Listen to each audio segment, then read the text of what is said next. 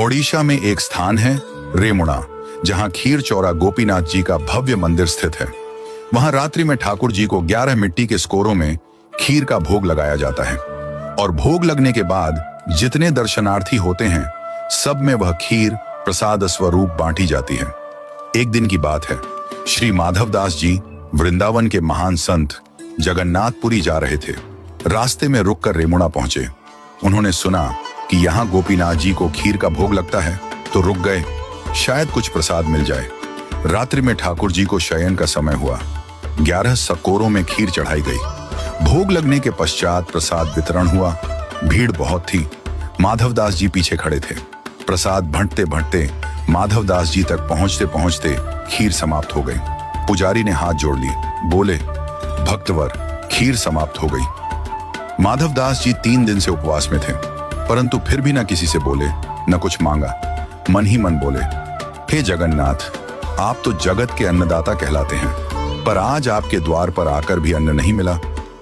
वे एक वृक्ष के नीचे जाकर बैठ गए, भूखे प्यासे पर मौन शांत भक्त वत्सल भगवान के भरोसे।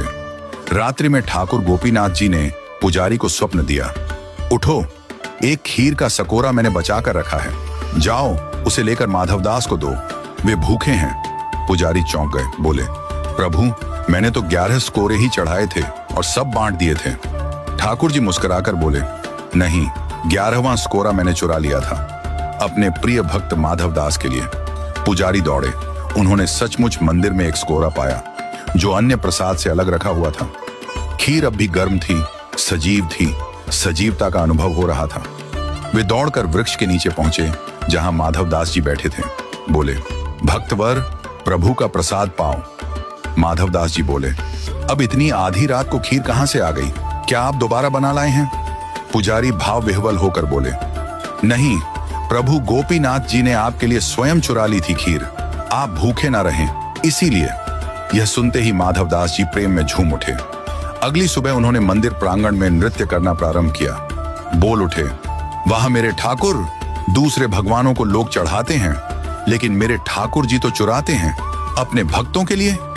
ये तो खीर चौरा है, खीर चुराने वाले गोपीनाथ, और तभी से गोपीनाथ जी का नाम हो गया, खीर चौरा गोपीनाथ। आज भी रेमुणा में रात को ठाकुर जी को खीर का भोग लगता है और उनकी वह प्रेममयी लीला सजीव रूप में याद की जाती है।